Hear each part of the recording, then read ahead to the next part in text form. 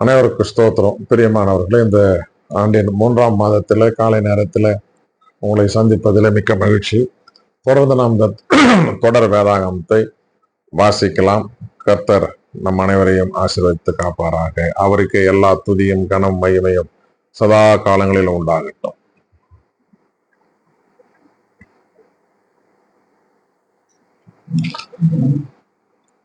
எண்ணிக்கை 28.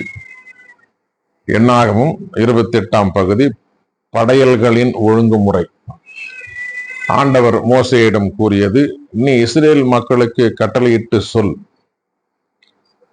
எனக்குரிய நேர்ச்சியை, நெருப்பு பலியான உணவை, எனக்கு உகந்த நறுமணத்தை குறிக்கப்பட்ட காலத்தில் எனக்கு படைப்பதில் நீங்கள் கருத்தாயிருக்க வேண்டும்.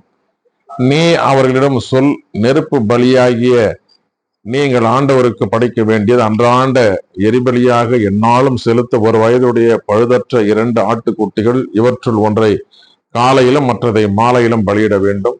அத்துடன் உணவு படையலாக 20 படி மரக்காலில் 10ல் 1 அளவு மிருதுவான மாவை அடித்து பிழியப்பட்ட கலயம் எண்ணெயுடன் பிசைய வேண்டும்.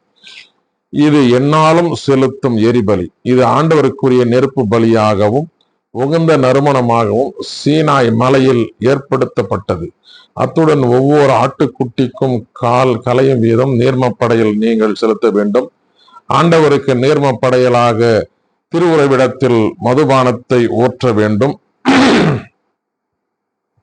மற்ற ஆட்டுக்குட்டியை நீங்கள் மாலையில் பலியிட வேண்டும். காலையில் உள்ள உணவு படையில் போன்றும் அதன் நீர்மப்படையில் போன்றும் அந்த நெருப்பு பலியாகவும் ஆண்டவருக்கு உகந்த நறுமணமாகவும் நீங்கள் படைக்க வேண்டும். ஓய்வு நாளில் படையல். ஓய்வு நாளில் 1 வயதுடைய 2 ஆட்டுக்குட்டிகளையும் உணவு படையலாக எண்ணெயில் பிசைந்த 20 படி மரக்காலில் 10ல் 2 அளவு மிருதுவான மாவையும் அத்துடன் நீர்மப்படையிலும் செலுத்த வேண்டும். எந்நாளும் செலுத்தும் எரிபலியும் நீர்மப்படையிலும் நீங்களாக இது ஒவ்வொரு ஓய்வு நாளிலும் செலுத்தப்பட வேண்டிய எரிபலி ஆகும். மாத பிறப்பின் படையல். மாதம் தொடக்கத்தில் எரிபலியாக நீங்கள் ஆண்டவருக்கு செலுத்த வேண்டியவை இளங்காளைகள் 2, ஆட்டுக்கிடாய் 1, 1 வயதுடைய ஆட்டுக்குட்டிகள் 7. இவை பழுதற்றவையாக இருக்க வேண்டும். அவற்றுடன் உணவு படையலுக்காக காளை ஒவ்வொன்றுக்கும் எண்ணெயில் பிசைந்த 20 படி மரக்காலில் 10ல் 3 அளவு மெல்லிய மாவு. உணவு படையலுக்காக ஆட்டுக்கிடாய் 1 எண்ணெயில் பிசைந்த 10ல் 2 பங்கு மெல்லிய மாவு. உணவு படையலுக்காக ஆட்டுக்குட்டி ஒவ்வொன்றுக்கும் எண்ணெயில் பிசைந்த 10ல் 1 பங்கு மெல்லிய மாவு. இவை எரிபலியாகவும் ஆண்டவருக்கு உகந்த நறுமணமாக நெருப்பு பலியாகவும் இருக்க வேண்டியவை. அவற்றின் நீர்ம படையல்களுக்கான திராட்சை ரசம் காளை 1 அரை கலையும், ஆட்டுக்கிடாய் 1க்கு 3ல் 1 கலையும், ஆட்டுக்குட்டி 1க்கும் 1/4 கலையும் என்ற அளவில் இருக்க வேண்டும். இது ஆண்டில் எல்லா மாதங்களிலும் ஒவ்வொரு மாதத்திற்கும் உரிய எரிபலி. எந்நாளும் செலுத்தப்படும் எரிபலியும் நீர்மப்படையிலும் நீங்களாக பாவம் போக்கும் பலியாக ஆண்டவருக்கு வெள்ளாட்டுக்கிடாய் செலுத்த வேண்டும். புளிப்பற்ற அப்ப திருநாளின் படையல்கள்.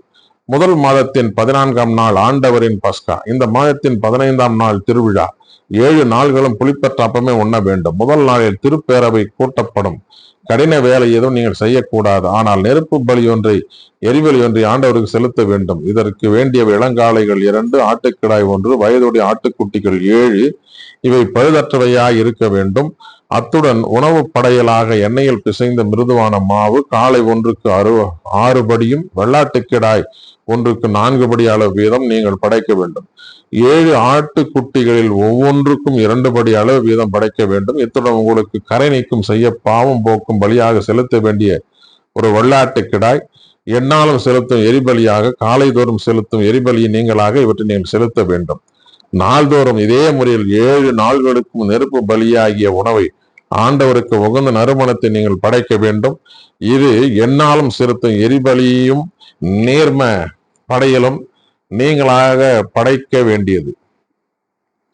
7ஆம் நாள் உங்களுக்கு திருப்பேரவை நாள். நீங்கள் கடினமான வேலை எதுவும் செய்யக்கூடாது. அறுவடை விழா படையல்.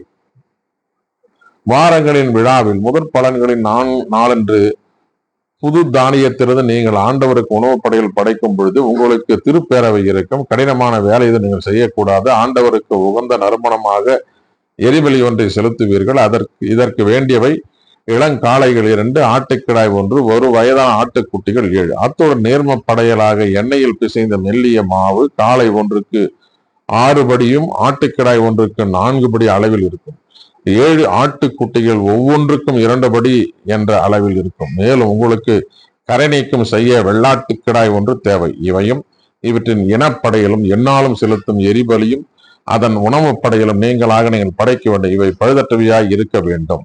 புத்தாண்டு விழா படையல்கள் பகுதி 29. 7ஆம் மாதம் முதல் நாளன்று உங்களுக்கு திருப்பேரவை இருக்கும்.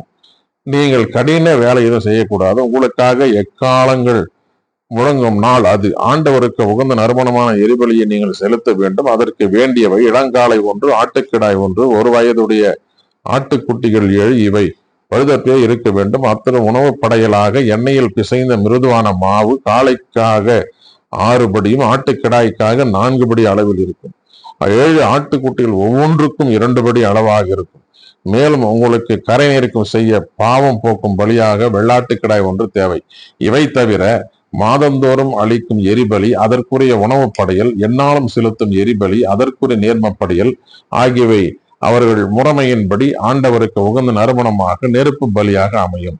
பாவம் போக்கும் நாளுக்கான படையல். இந்த 7ஆம் மாதம் 10ஆம் நாளில் உங்கள் திருப்பேரவை கூடும்.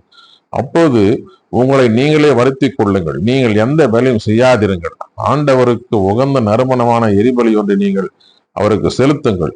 அதற்கு தேவையானவை இளங்காளை 1, ஆட்டுக்கிடாய் 1, ஒரு வயதுடைய ஆட்டுக்குட்டிகள் 7. இவை பழுதற்றவையாய் இருக்க வேண்டும்.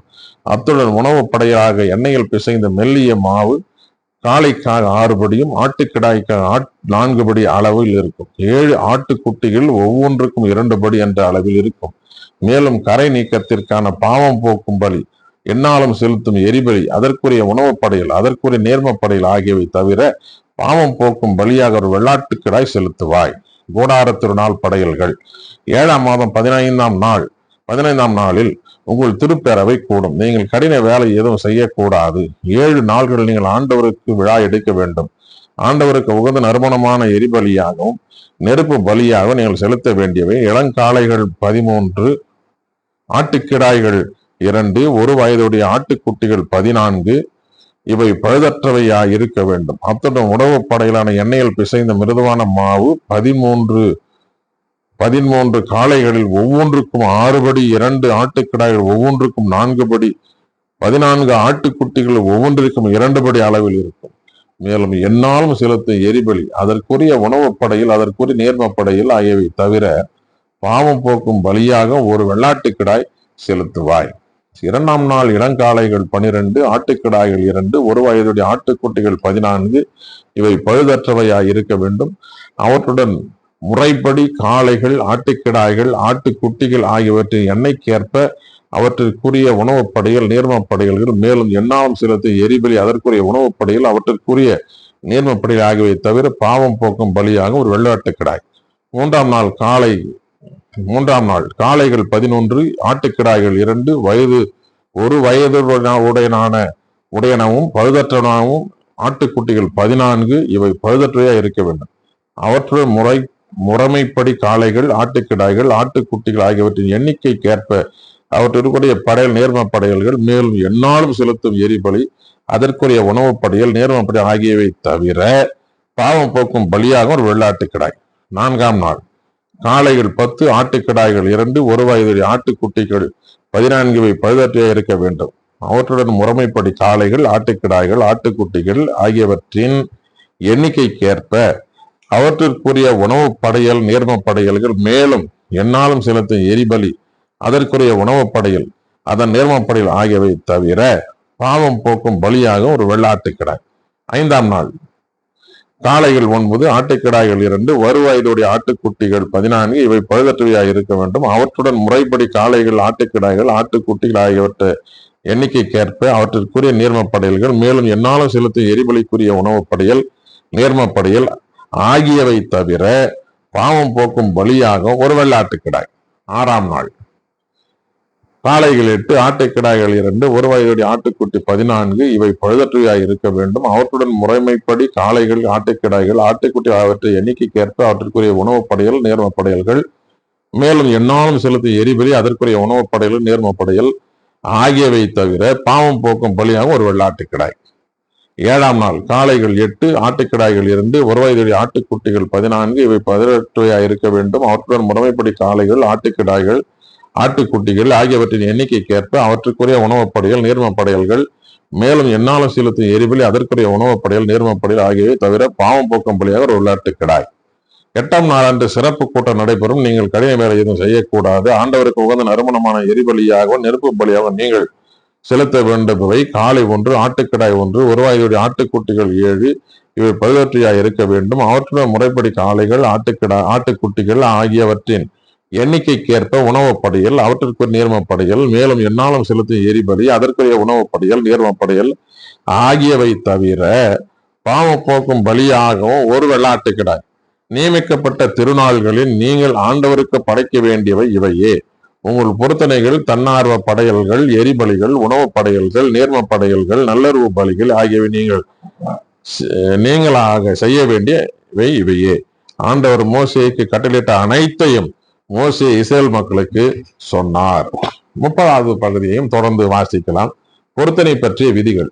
மோசே இஸ்ரேல் மக்களின் குலத்தலைவர்களின் கூறியது: கடவுள் கட்டளையிட்டு இருப்பது இதுவே: ஆண்டவருக்கு பொருத்தனை ஒன்று ஒருவன் செய்து கொண்டால் அல்லது ஆணையிட்டு கூறிய உறுதிமொழிக்கு தன்னை உட்படுத்தி கொண்டால் அவன் தன் வார்த்தையை மீறக்கூடாது. தான் உரைத்தபடியெல்லாம் அவன் செய்ய வேண்டும். ஒரு பெண் இளமையில் தன் தந்தையின் வீட்டில் இருக்கும் பொழுது ஆண்டவருக்கு பொருத்தனை ஒன்றை செய்து உறுதிமொழிக்கு தான் கட்டுப்பட்டிருக்க, அவள் தந்தை அவள் செய்து கொண்ட பொருத்தனையையும் அவள் எடுத்துக்கொண்ட உறுதிமொழியையும் கேட்டும் எதையும் அவருடன் சொல்லவில்லை எனில் அவள் செய்து கொண்ட பொருத்தனைகள் அனைத்தும் நிலைக்கும். அவள் எடுத்துக்கொண்ட ஒவ்வொரு உறுதிமொழியும் நிலைக்கும். ஆனால் அவள் தந்தை அதை கேட்ட நாளில் அவளுக்கு ஒப்புதல் தராமல் இருந்தால் அவள் செய்து கொண்ட பொருத்தனையோ அவள் எடுத்துக்கொண்ட உறுதிமொழி எதுவும் நிலைக்காது. ஆண்டவரும் அவளை மன்னிப்பார். ஏனெனில் அவள் தந்தை அதற்கு ஒப்புதல் தரவில்லை. ஆனால் அவள் பொருத்தனை செய்திருக்கையில் அல்லது கருத்தின்றி கூறிய சொற்களால் கட்டுண்டிருக்கையில் ஒருவனுக்கு மனம் முடிக்கப்பட்டிருக்க, தன் கணவன் அதை கேட்டு அவன் அதை கேட்ட நாளில் அவளிடம் ஒன்றும் சொல்லாமல் இருந்தால் அவள் செய்து கொண்ட பொருத்தனைகள் நிலைக்கும். அவள் எடுத்துக்கொண்ட உறுதிமொழிகளும் நிலைக்கும். ஆனால் அவள் கணவன் அதை அறிய வரும் நாளில் ஒப்புதல் தராமல் இருந்தால் அவள் செய்து கொண்ட பொருத்தனைகளையும் தன்னை கட்டுக்குள்ளாக்கும் அளவில் கருத்தின்றி கூறிய சொற்களையும் அவன் ஒன்றுமில்லாமல் ஆக்குகிறான். ஆண்டவரும் அவளை மன்னிப்பார். ஒரு விதவை அல்லது மனமுறிவு செய்யப்பட்டவள் செய்து கொண்ட பொருத்தனைக்கும் அவள் தன்னை கட்டுக்குள்ளாக்கும் அளவில் கூறிய எதற்கும் அவளே பொறுப்பாவாள்.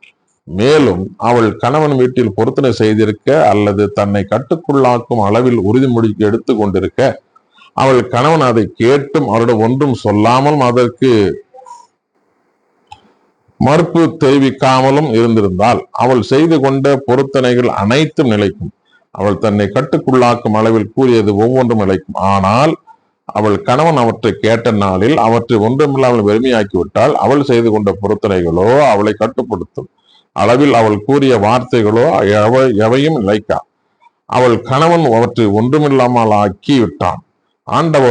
ஆண்டவரும் அவளை மன்னிப்பார். தன்னை வருத்தி கொள்ளுமாறு அவள் செய்து கொண்ட எந்த பொருத்தனையையும் தன்னை கட்டுப்படுத்தும் அளவில் அவள் எடுத்துக்கொண்ட எந்த உறுதிமொழியையும் அவள் கணவன் நிலைப்படுத்தலாம் அல்லது ஒன்றுமில்லாமல் ஆக்கலாம். ஆயினும் அவள் கணவன் ஒரு நாளும் அவளிடம் ஒன்றும் சொல்லாதிருந்தால் அவள் செய்து கொண்ட எல்லா பொருத்தனைகளையும் அவள் அல்லது அவளை கட்டுக்குள்ளாக்கும் அவளின் உறுதிமொழிகள் அனைத்தையும் அவன் நிலைப்படுத்துகிறான்.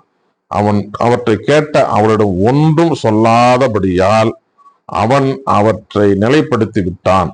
ஆனால் அவற்றை பற்றி கேட்ட பின் அவன் அவற்றை ஒன்றுமில்லாமல் வெறுமையாக்கி விட்டால் அவளின் குற்றத்திற்கு அவனே பொறுப்பு. ஒரு கணவனுக்கும் அவன் மனைவிக்கும் இடையிலும், ஒரு தந்தைக்கும் அவள் வீட்டில் இளமையா இருக்கும் ஒரு மகளுக்கும் இடையிலும் இருக்குமாறு ஆண்டவர் மோசேக்கு கட்டளையிட்ட விதிமுறைகள் இவைகளே. வாசிக்க தெரிந்து கொள்ளப்பட்ட எண்ணிக்கை 28, 29, 30 வாசித்து முடிந்தாயிற்று. கடவுளுக்கு மகிமையும் ஆட்சியும் சதா காலங்களும் உண்டாகட்டும். தொடர்ந்து இந்த தொடர் வேதாகமத்தை இணைந்திருங்கள். கர்த்தர் நம்மையும் நம் குடும்பங்களையும் ஆசீர்வதிப்பாராக. ஆமென்.